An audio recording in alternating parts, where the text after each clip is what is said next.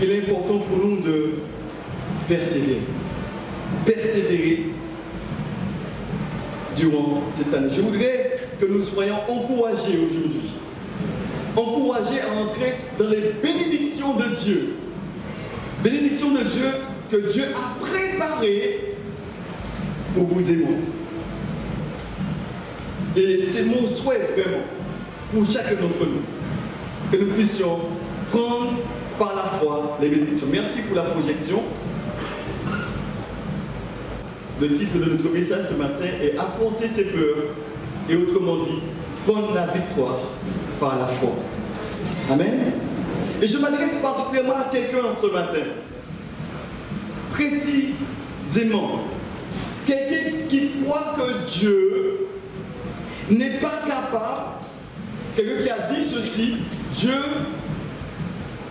ne crois pas que Dieu veut que j'ai des enfants. Parce que cette personne, elle a prié pour avoir des enfants et l'année passée, des années passent et j'ai toujours pas d'enfants.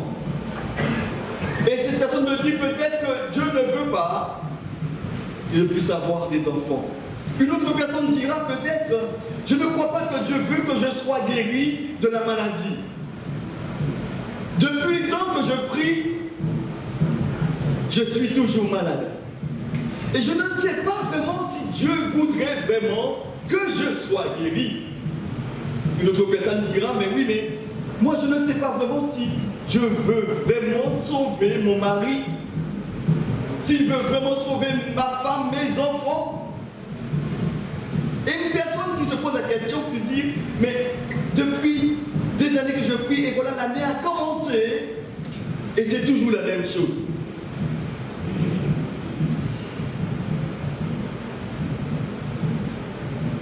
Il est vrai qu'on ne sait pas toujours.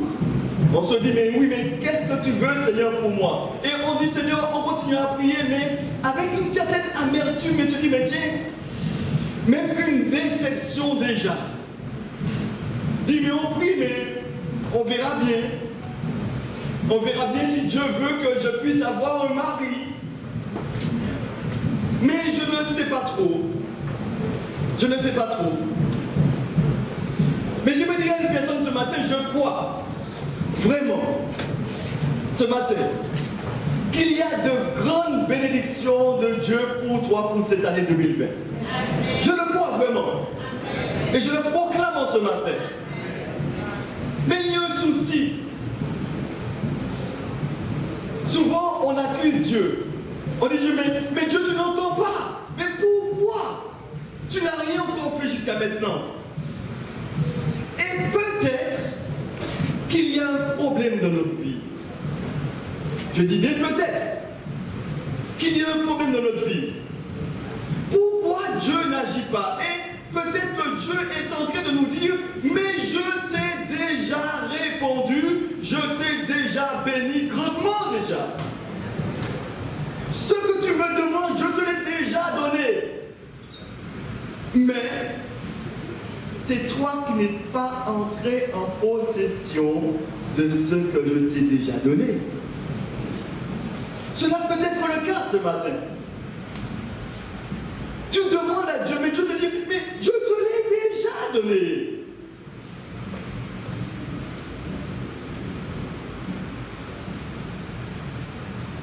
Dieu fait souvent sa part. Mais nous avons aussi une part à faire. Quand il s'agit d'entrer dans les bénédictions de Dieu. Je vous invite à lire un texte dans Nombre. Et je souhaite réellement que, et nous allons voir ensemble un épisode de la vie du peuple d'Israël où Dieu leur a donné de grandes bénédictions, mais malheureusement, ils ne sont pas entrés en possession de ces bénédictions. Je souhaite vraiment que chacun d'entre nous, que nous puissions entrer dans les bénédictions que Dieu a en réserve pour nous pour 2020. Je le crois vraiment et je le proclame.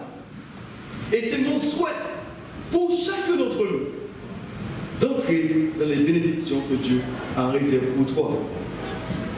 Nous lisons ensemble dans le livre de Nombre, où le contexte est le suivant. Le peuple de Dieu qui devait entrer dans le pays de Canaan. pays de bénédiction, mais qui a été arrêté par quelque chose de précis.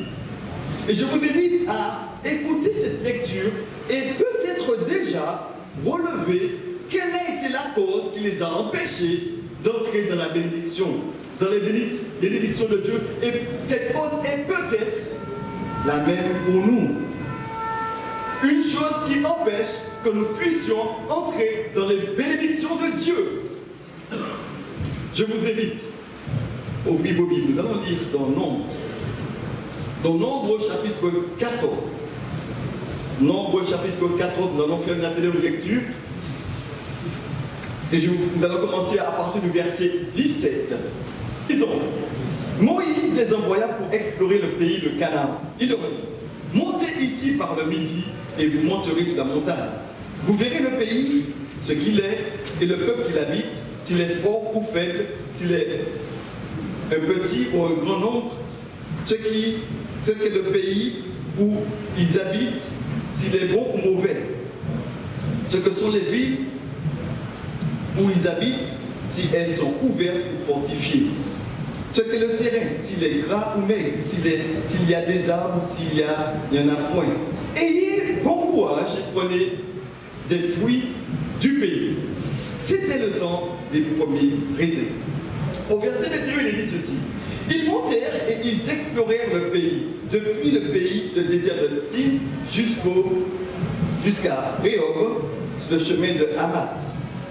Ils montèrent par le midi et ils allèrent jusqu'à Hébron, où était Aïnam, Séchaï et Telmaï, enfants d'Anak. Hébron avait été bâti 7 ans avant Soan, en Égypte. Ils arrivèrent jusqu'à la vallée d'Eshcol, où ils coupèrent une branche de vigne avec une grappe de raisin qu'ils portèrent, écoutez bien, à 2 au moyen d'une perche. Ils prirent aussi des grenades et des filles. On donna à ce lieu le nom de vallée d'Eshcol à cause de la grappe de raisin des enfants d'Israël. Ils coupèrent. Ils furent de retour de l'exploration du pays au bout de 40 jours. À leur arrivée, ils se rendirent auprès de Moïse et d'Aaron et toute l'assemblée des enfants d'Israël à Kadès, dans le désert de Paran, où ils furent un rapport, ainsi qu'à toute l'assemblée, ils montrèrent les fruits du pays. Voici ce qu'ils racontèrent à Moïse. Nous sommes allés dans le pays où tu nous as envoyés. À la vérité, c'est un pays où coule le lait et le miel. Et en voici les fruits. Mais, il y a un mais le peuple qui habite ce pays est puissant. Les villes sont fortifiées, très grandes. Nous y avons même vu des enfants d'Anak. Les enfants d'Anak, sachez-le, c'est les fils de géants. Les Amalécites habitent la contrée du Midi. Les Héthiens, les Jébusiens, les Amoréens habitent la montagne et les Cananéens habitent près de la mer et le long du Jourdain. Caleb fit taire le peuple qui murmurait contre Moïse. Il dit, montons, emparons-nous du pays, nous y serons vainqueurs. Mais les hommes qui étaient allés avec lui dirent, nous ne pouvons pas monter contre ce peuple, car il est plus fort que nous. Et ils décrièrent devant les enfants d'Israël le pays qu'ils avaient exploré. Ils dirent, le pays que nous avons parcouru pour l'explorer est un pays qui dévore ses habitants. Tous ceux que nous y avons vus sont des enfants, sont des hommes de haute taille, et nous y avons vu les géants, fils d'Anak, de la race des géants. Et nous étions à leurs yeux comme des sauterelles. Et le verset 14, chapitre 14, verset 1er, il dit, toute l'assemblée se éleva la voix et poussa des cris. Et le peuple pleura pendant la nuit. Tous les enfants d'Israël murmurèrent contre Moïse et Aaron, et toute l'assemblée leur dit que nous en sommes morts dans le désert, dans le pays d'Égypte, que nous sommes morts dans ce désert. Pourquoi l'Éternel nous fait-il aller dans ce désert où nous tomberons par l'épée, où nos femmes, nos petits-enfants deviendront une proie? Et ils se sont posés cette question. Nous voilà en face d'un texte où il est question du peuple d'Israël qui était à deux doigts d'entrer dans la plus grande bénédiction que Dieu avait réservée pour eux étant sur terre, qui était d'entrer dans le pays de Canaan. Pays où coule le lait et le miel. Mais il y avait un problème. Merci pour la diapo suivante. Il y avait un problème. Ils sont passés à côté de la bénédiction. Quel était le problème? Le peuple d'Israël a fait une grande erreur. Et nous pouvons faire la même erreur. De marcher, cette erreur a été de marcher par la vue et non par la foi. Marcher par la vue et non par la foi. Il est bon de savoir ce qu'ils avaient sur les yeux. Ce qu'ils avaient sur les yeux était terrifiant. Comment cela pouvait être impossible? Et cela était vraiment palpable pour eux. Ils étaient devant un peuple qui était des fils d'Anak. C'était des enfants de géants. Ils étaient devant des hommes qui étaient habitués au combat. Vraiment d'une taille incroyable. Et voici pas qu'ils sont face à ce pays que Dieu leur a dit, je vous ai donné ce pays. Et ils ont exploré ce pays. Ils étaient 12. Il n'y a que 2 qui ont dit, mais réellement, nous pouvons marcher par la foi. Mais les autres ont dit, mais oui, mais il y a quelque chose qui ne va pas là, parce qu'il y a les fils d'Anak, et ils sont nombreux. Et en plus, ils sont plus, nous sommes comme des sauterelles à leurs yeux.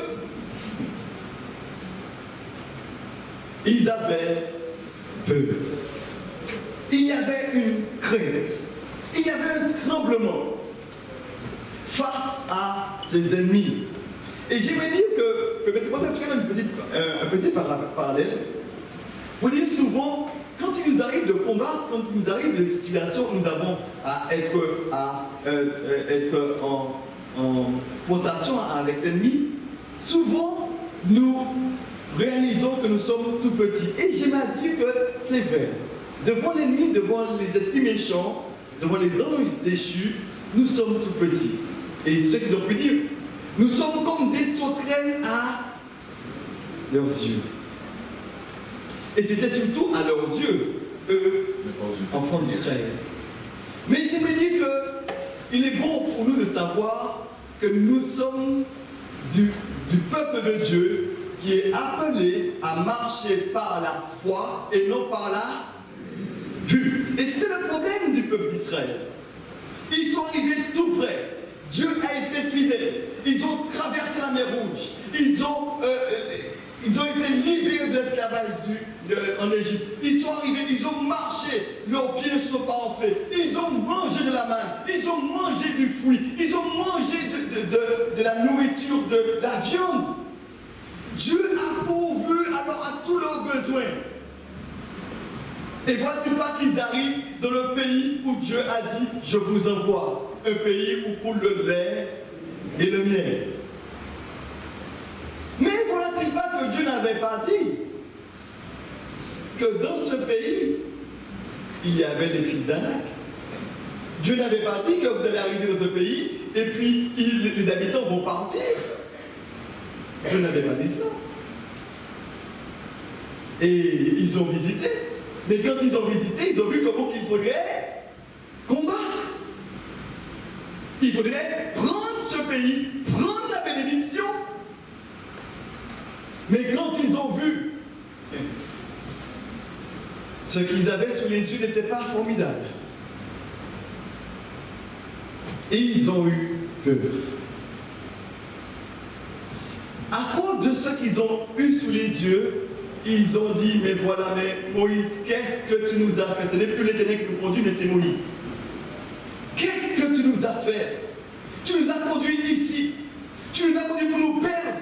Vois-tu pas que nous sommes dans une situation très difficile? Mais c'est à cause de toi. Qu'est-ce que nous allons faire? Ils se sont mis à murmurer. Et ils ont dit une chose. Retournons en Égypte.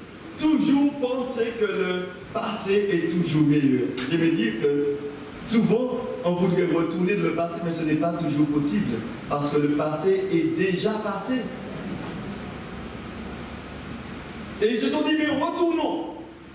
Et ils sont passés à côté de la bénédiction. Ils devaient marcher, s'appuyer sur les promesses de Dieu. S'appuyer sur les promesses de Dieu. La Bible dit que la foi vient de ce qu'on entend, ce qu'on entend vient de la parole de Dieu. Dieu donne toujours des promesses. Amen. Est-ce que Dieu vous a fait des promesses pour cette nouvelle année? Bien-aimé, est-ce que Dieu t'a fait une promesse pour cette nouvelle année? Est-ce que Dieu t'a parlé? Est-ce que tu as une assurance venant de Dieu? Est-ce que tu as une parole venant de Dieu? Une promesse. Mais le peuple de Dieu n'est pas tellement différent de nous. Vous savez pourquoi? Les enfants de Dieu pensent encore aujourd'hui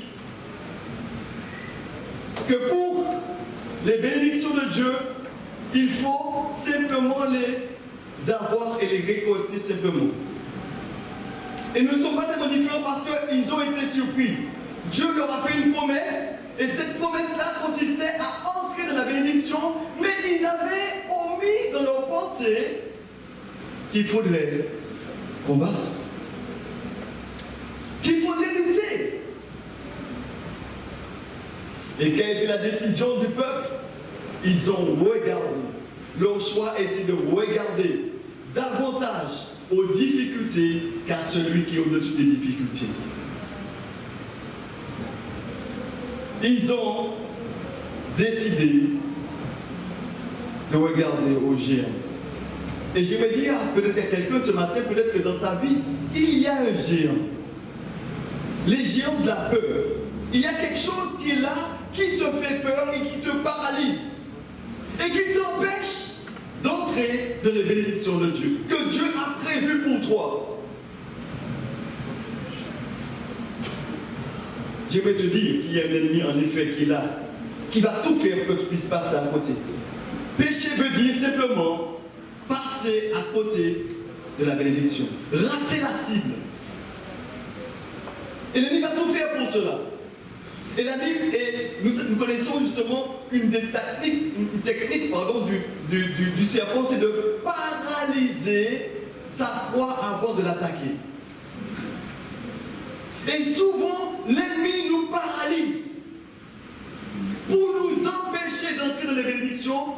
Et qu'est-ce qu'il utilise? La première conséquence du péché qui a été la peur. La peur. La peur de ce que l'on dira. La peur de... Mais je ne sais pas. Je ne sais pas si je suis à la hauteur. Je ne sais pas si je pourrai. La peur. Et souvent l'ennemi travaille beaucoup en ce sens.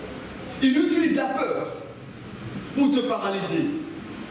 Pour défiler sous tes yeux les choses qui sont vraiment pas mesurables. Il n'y a pas d'évidence. Devant un géant, comment puisse, moi qui suis David, devant un géant tel que Goliath, je pourrais le terrasser? Humainement, vous êtes d'accord avec moi, que cela n'est pas possible. Mais avec Dieu, l'impossible devient possible. Alléluia. Et le peuple d'Israël a regardé à aux situations difficiles. On veut des bénédictions, mais malheureusement, on ne veut pas combattre. Et j'aimerais vous donner cette vérité, la diapo suivante, merci. Cette vérité qui est la suivante. Ce n'est pas parce que Dieu t'a fait une promesse que tu n'auras pas à combattre. Ce n'est pas parce que, je le reprends, ce n'est pas parce que Dieu t'a fait une promesse que tu n'auras pas à combattre. Et le peuple d'Israël, il pensait arriver au pays de Canaan, on va juste entrer, on va s'installer. Mais c'est avant tout la promesse de Dieu. Dieu leur avait fait une promesse. Je vais vous conduire dans le pays où coule le lait et le miel. Et Dieu a tenu une promesse. Et ils ont vu. Frères et sœurs, il y a quelque chose d'extraordinaire de la Bible. De voir que ce que Dieu promet, c'est toujours ce qui se réalise. avait promis au pays où le et ils ont pris, la Bible dit qu'ils ont pris une grappe de raisin. Mais ils n'étaient pas capables de porter la grappe seule. Ils ont dû mettre sur une perche pour porter. Donc j'imagine que la grappe pouvait faire de ma grandeur, hein, de ma taille, hein, n'est-ce pas? Une grande grappe et puis, bon, ils devaient être costauds pour porter cela. Une grappe pour dire que le pays est vraiment bon. Et ce que tu as dit, c'est bien cela. Mais, quel sera le choix? Quelle sera l'attitude? Choisir de croire à ce que Dieu a dit ou de faire confiance davantage en ce que je vois? Or, la foi est une ferme assurance des choses qu'on ne voit pas. Mais malheureusement, le peuple d'Israël, ils se sont arrêtés à ce que leurs yeux voient. Ah, c'est ça le problème. Mais il y a des bénédictions que Dieu, pas parce que Dieu t'a fait une promesse, c'est bien que tu ne vas pas combattre. Non, c'est pas vrai. Il y a des bénédictions que tu dois prendre par la foi. Tu dois les saisir, les prendre. Et là, il faudra de l'effort. Il faudra justement une détermination. Parce que si Dieu te conduit dans un combat, sache que c'est lui qui combat pour toi. Il n'y a pas d'avis à ça. Si Dieu te conduit à un combat, c'est lui qui combat pour toi. Tu n'auras pas à combattre, tu n'as simplement à être là et à constater que Dieu a déjà agi pour toi. Et je voudrais te dire, te donner en quelques mots, un témoignage. Je m'adresse à quelqu'un ce matin. Je veux encourager quelqu'un particulièrement. Quelqu'un qui peut-être cherche du travail. Et je me dis que peut-être que depuis longtemps tu pries pour un travail. Et je voulais te donner mon témoignage ce matin. Je ne fais pas souvent, mais je voulais te donner mon témoignage ce matin. Au départ de ma vie chrétienne, j'ai commencé et j'ai compris une vérité fondamentale. Que dans la vie chrétienne, il y a des bénédictions que Dieu a mis en réserve pour nous. Mais aucune des bénédictions ne va tomber du ciel, si on peut dire comme ça. Il faudra combattre pour chaque bénédiction. Je me souviens, après avoir réussi justement pour les études, avoir mes diplômes, et pendant un moment, je me suis dit, même là maintenant, j'ai diplôme, je pouvais travailler.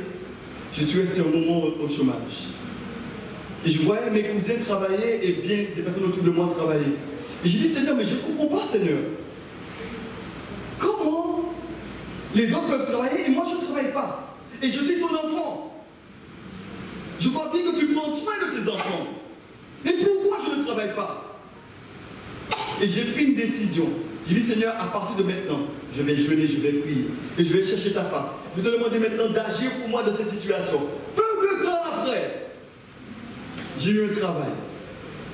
Et ce travail, je suis resté près de 9 ans, 10 ans dans ce travail. Et c'est moi qui ai démissionné de laisser ce travail pour partir pour les études. Pour dire que quand tu pries, et c'est une bénédiction de Dieu, mais il a fallu avant prendre du temps dans le jeûne et la prière, chercher la présence de Dieu et pour prendre par la foi cette bénédiction. Je ne sais pas pour vous, frères et sœurs. Et pour moi, ça n'a jamais été le cas, ça n'a jamais été tout seul. Je me souviens pour la maison où nous avons construit. Au départ, nous avions, dans ce quartier que mes parents justement ont fait l'acquisition de terrain et puis nous a donné une parcelle, on a commencé pour notre maison, on a fait une dalle. Et quand on a fait cette dalle, impossible, frères et sœurs, de continuer les travaux. Tous ceux qui venaient, ils prenaient les outils, cassaient les outils, ils disaient mais je ne comprends pas comment je ne peux pas faire quelque chose ici sur cette dalle-là. Les ouvriers qui sont venus. Et moi je le voyais. Et je savais que dans le quartier dans lequel nous étions, il y avait beaucoup de manifestations diaboliques de ceux qui travaillaient pour empêcher que le travail avance. Et nombreux sont ceux parmi nous qui ont déjà expérimenté cela quand on construit une maison. Il y a de ceux qui font des choses pour que les choses puissent avancer. Et je me souviens, et je me suis dit, mais Seigneur, mais c'est pas possible. Pourquoi les choses n'avancent pas? Et je me souviens être jour après jour à marcher sur cette dalle, à prier, Seigneur, tout lieu que foulera ton pied, je te le donne. Je te demande, Seigneur mon Dieu, d'agir. Et je priais jour après jour sur cette dalle, à marcher seul. à prier sous cette date. Aujourd'hui, depuis 18 ans maintenant, la maison est terminée. Plus de 18 ans. Mais c'était une bénédiction de Dieu. Mais est-ce que cette bénédiction elle est venue là comme ça? Non, il a fallu prier. Il a fallu prendre possession de cette bénédiction par la foi.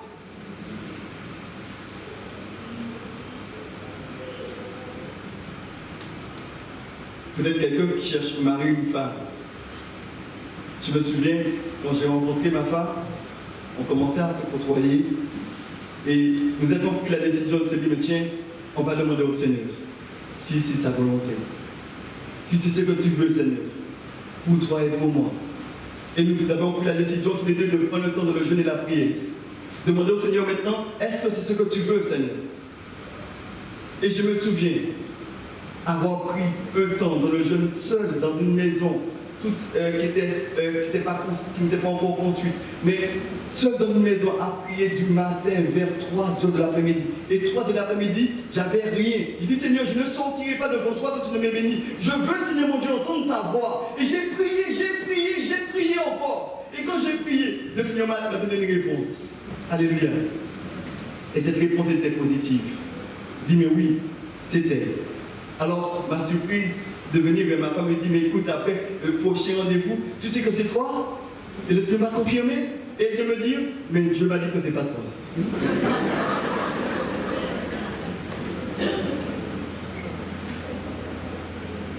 Ça paraissait logique de dire, mais tiens, si on est de la volonté de Dieu, Dieu va coordonner les choses. Non, ce n'est pas toujours tout simple. Il fallait prier. Et je lui ai dit, mais écoute, toi tu ne le crois pas, mais ce n'est pas grave. Et moi je crois, et on s'est séparés. Mais je sais que ce que Dieu m'a donné, ce que Dieu te donne, quand tu pries, tu cherches ta femme, Dieu te donne une promesse, et cette promesse, elle est certaine. Et elle s'accomplira certainement. Et là, peu de temps après, nous sommes mariés. Je bénis le Seigneur. Mais ça n'a pas été tout simple. Il a fallu prendre par la foi. Et j'ai dû rester là, arrêter de le jeûner la prière, Seigneur. Mais comment se fait-il, quand tu as dit quelque chose et je ne vois pas le contraire, est-ce que tu n'es pas... Est-ce que ce que tu dis n'est pas vrai? C'est pas parce que Dieu t'a fait une promesse que tu n'auras pas à combattre. Ça a été le cas pour le couple. Dieu nous a bénis. Nous étions mariés. Et là, peu de temps après, ma femme a connu 2 fausses couches. J'ai dit, mais Seigneur, mais c'est pas possible. Il faut que tu me bénisses, Seigneur, que tu puisses savoir, parce que le fruit des entrailles est une bénédiction de l'Éternel. Avoir des enfants. 2e fois, 2 fois où nous perdons les enfants. 2 bébés que nous avons perdus. Alors au bout d'un moment, j'ai dit, Seigneur, il y a quelque chose qui ne va pas. Alors j'ai commencé, je me suis dit, Seigneur, je vais prendre 2 jours dans le jeûne et la prière. Je vais chercher ta face, je vais implorer ton secours. C'est pas normal, Seigneur. Et quand j'ai fait 2 jeûnes, le Seigneur me dit, mais continue pendant une semaine. J'ai continué à jeûner pendant une semaine. La semaine terminée, continue encore une semaine, 2 semaines. À prier, à demander au Seigneur, à crier au Seigneur, à vraiment implorer son secours. Seigneur, mais pourquoi? Tu es capable de faire quelque chose. Agis en ma faveur. Et Dieu merci, quelques temps après, Dieu a remplacé les 2 bébés que nous avons perdus. Il nous a donné Mathias et Jémuel. C'était une bénédiction de l'Éternel. Mais ça n'a pas été sans combat. Les bénédictions sont venues, mais ça n'a pas été sans combat. Je voulais encourager quelqu'un encore dans le ministère. Quand il me fallait partir pour les études de théologie, quand j'ai dû être à faire face à 2 pasteurs qui m'ont mis assis, qui m'ont dit, mais écoute, et aussi le comité de l'église dans laquelle j'étais, et ils m'ont dit, mais oui, mais non, mais et tu veux partir, ça peut être bien, mais est-ce que ça vient de Dieu? Mais pourtant on verra ça, mais tu ne peux pas partir maintenant. Parce que tu es marié, tu as un enfant, tu as un bon travail, tu as quelque chose, et puis tu vas laisser le travail, tu vas laisser ta femme avec un enfant à la maison, et tu vas partir pour les études. Tu n'es pas un petit peu dérangé, frère, pour faire pareille chose? Et je me souviens, J'ai laissé là les pasteurs, les comités. J'ai dit, Seigneur, si ça vient de toi, ça va te faire automatiquement. Mais Seigneur, pourquoi je ne suis pas compris? Pourquoi les choses... C'est toi qui m'appelles à ton service. C'est toi et je dois partir. Mais que dois-je faire? Et j'ai prié. Seul à verser des larmes. Personne n'est avec toi dans ces moments. Est-ce que tu vas faire confiance davantage à ce que les hommes disent ou à ce que Dieu te dit? Au bout d'un moment, je suis parti pour des études. Et là, beaucoup m'ont dit, mais tu vas peut-être commencer, mais je ne pense pas que tu vas finir. Je ne sais pas comment tu vas faire. Parce que je partais sans argent. Et quand je partais, il y avait ma mère qui était là, qui a dit, mais David, tu vas partir sans argent. J'ai 50 €. Mais qu'est-ce que 50 € pour partir pour un voyage?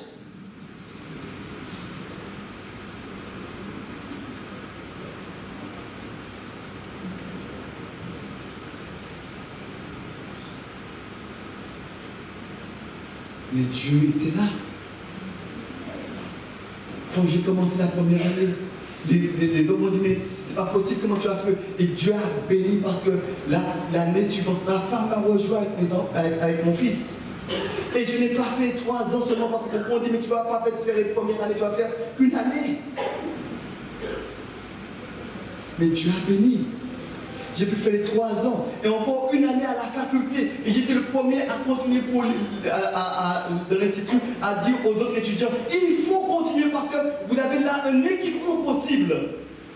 Apprendre à la faculté de théologie de Vaux-sur-Seine. Bien-aimé, Dieu a pourvu aux besoins. Mais toutes les bénédictions ne sont pas tombées du ciel. Il fallait combattre. Il fallait faire confiance à Dieu. Il ne fallait pas regarder à ce que les autres pensent. Il ne fallait pas regarder à ce que ceux qui t'entourent pensent. Tu devais t'appuyer sur le Seigneur et sur le Seigneur seul. Après le comité de l'église, les pasteurs m'ont dit, mais je reconnais que vraiment que Dieu est avec toi. Mais au départ, ce n'était pas cela. Et il fallait partir. Il fallait faire les choses. Je voudrais encourager quelqu'un ce matin. Peut-être que tu te dis, mais je ne sais pas, mais je ne comprends pas. Mais appuie-toi sur le Seigneur. Ce n'est pas parce que Dieu t'a fait une promesse que ce sera facile. Non, ce n'est pas vrai. En tout cas, je ne l'ai pas vu dans ma vie. Et je ne le vois pas encore aujourd'hui. Je me souviens encore de cette fois où je devais faire un ministère encore en Belgique, qui était à mi-chemin entre la France et la Belgique. Et la voiture le moteur qui se met à fumer. Et je me trouve sur le bas-côté sur une voie rapide où il y a 4 voies de chaque côté. Et il fait froid, terriblement froid. Je suis à mi-chemin. Qu'est-ce que tu fais là?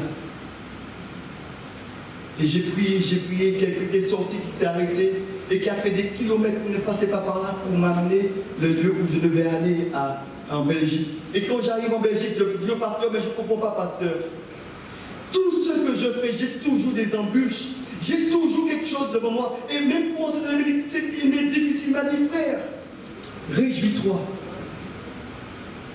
Parce que c'est là la vie chrétienne normale d'un serviteur de Dieu. Parce qu'il y aura toujours des embûches. Et s'il y a des embûches, c'est parce que tu déranges. Et tes messages vont marquer, en fait, détruire ce que l'ennemi est en train de faire. Il ne va pas te laisser tranquille. Frères et sœurs, je voudrais encourager quelqu'un ce matin. Il y a de grandes bénédictions, mais ces bénédictions, il faudra les prendre par la foi. Ce n'est pas parce que Dieu t'a fait une promesse de combat. Et le peuple d'Israël, ils sont arrivés tout près, mais ils n'ont pas voulu combattre. Et souvent, le problème qui se pose dans notre vie, c'est parce que Dieu te dit, mais oui, je te l'ai déjà donné, mais toi, entre possession. J'aime beaucoup ce texte de Josué, où j'ai dit Josué, eh bien, tout lieu que foulera ton pied, je te le donne. Ça, c'est en français, mais quand il est question en hébreu, il dit, tout lieu que foulera ton pied, je te l'ai déjà donné. Tu n'as même pas encore mis le pied qui t'appartient déjà, mais il te de cette chose. Ils n'étaient pas encore arrivés au pays que Dieu leur avait déjà donné le pays. Mais ils ont eu à faire face à Jéricho, à faire face à bien des forteresses. Je fais sa part, mais tu as aussi ta part à faire. Tu as à combattre. Tu as à combattre, à prendre des bénédictions par la foi. Il y a des bénédictions que tu dois prendre par la foi. Alors, ce matin, vas-tu marcher par la foi ou par la vue? Il faut toujours combattre. Lève-toi et combat. Sache que la victoire est déjà proclamée. Il suffit simplement d'amener à l'existence ce qui a déjà été promis pour toi. Mais pour ça, il faut mettre le pied dans le Jourdain. Il faut mettre le pied dans l'eau. Traverser jusqu'à ce que Dieu puisse ouvrir la mer devant toi. Il te faut faire ta part. Dieu t'a déjà béni. Mais c'est à toi de les prendre, ces bénédictions, par la foi qu'il soit dans ta vie. Qu'est-ce qui te paralyse? C'est la question qui t'est posée ce matin. Qu'est-ce qui te paralyse? Qu'est-ce qui te fait peur? Qui t'empêche d'entrer dans les bénédictions de Dieu? Je ne sais pas si Dieu t'appelle à un ministère. Je ne sais pas, peut-être que cette bénédiction, c'est peut-être le travail, c'est peut-être pour le mariage, c'est peut-être pour... Je ne sais trop. Je ne connais pas ta vie. Mais Dieu sait. Et toi, tu sais aussi. Quelle est la bénédiction que tu veux? Et j'aimerais te dire ce matin, pour avoir la bénédiction, il te faut combattre. Et combattre par la foi. T'appuyer sur les promesses de Dieu. Le combat n'est pas le nôtre, mais c'est l'Éternel qui combat pour nous. La victoire appartient à l'Éternel.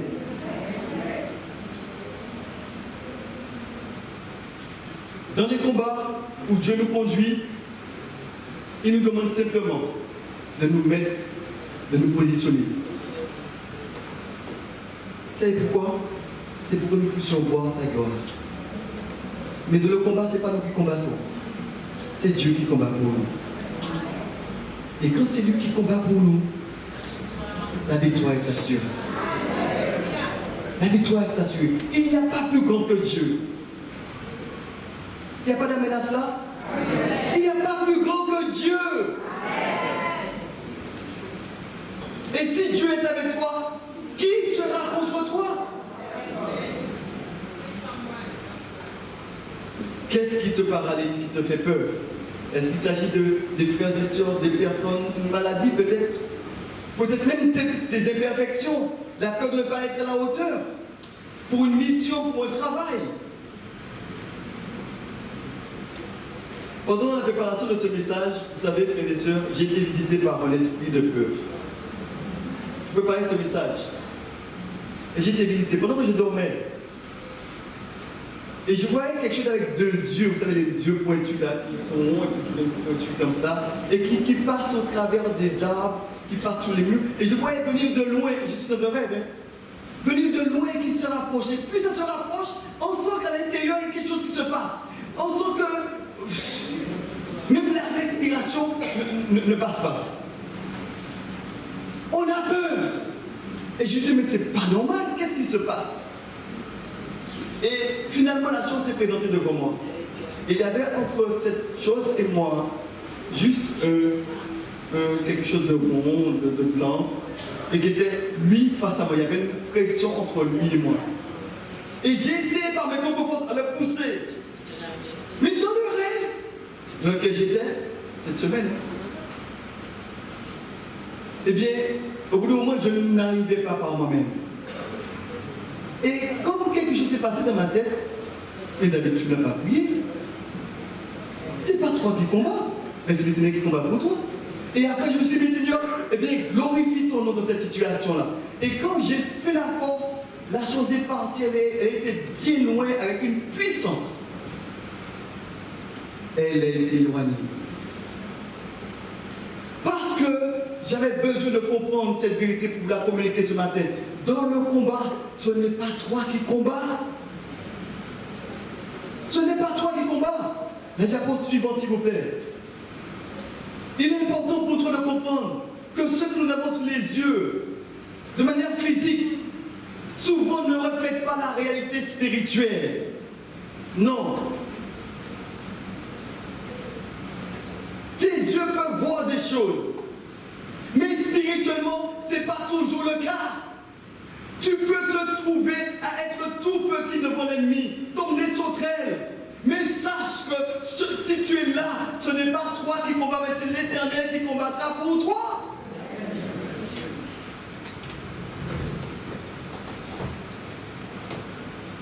Nous avons un problème, c'est que nous voulons marcher par la vue et par la foi, et on ne peut pas faire les deux.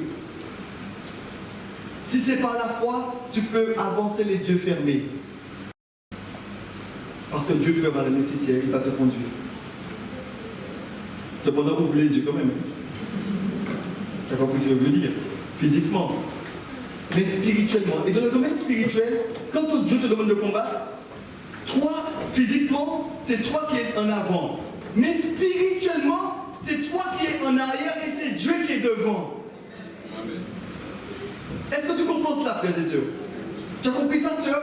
Frère, dans le combat, c'est pas toi qui es devant, c'est lui.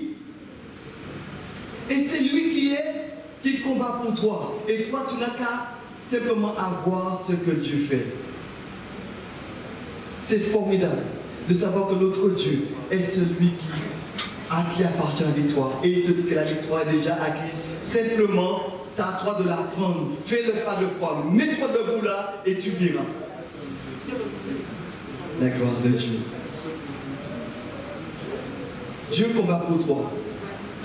Affronte tes peurs. Il y a eu dans la Bible 2 hommes de foi, Josué et Caleb. Et ce matin, je crois qu'il y a parmi nous des Josué et des Caleb. De ceux qui sont prêts à dire non, nous ne voulons plus marcher par la vue, nous voulons marcher par la foi. Caleb a dit non au verset 30. Non, taisez-vous, nous croyons que Dieu est capable de le faire.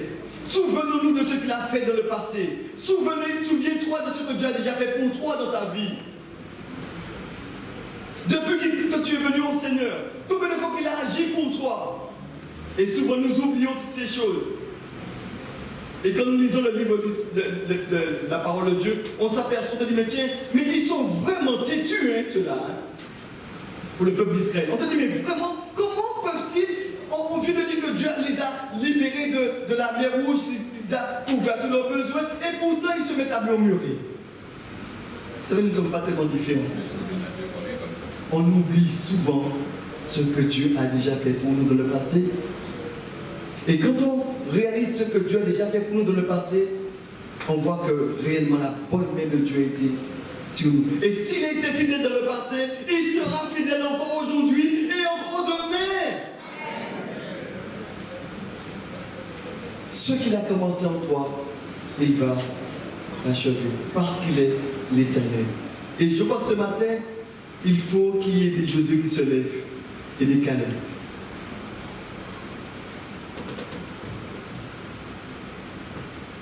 Et ma question et mon désir, veux-tu être Josué?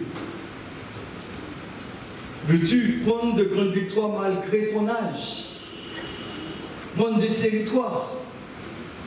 Veux-tu être celui qui marche par la foi et non par la vue? Marche avec Dieu.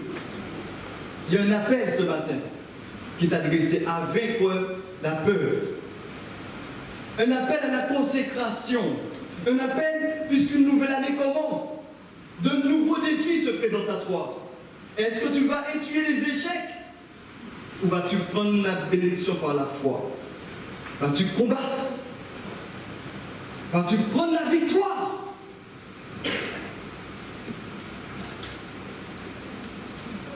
Une nouvelle période s'ouvre devant toi. Vas-tu entrer ou faire marche arrière?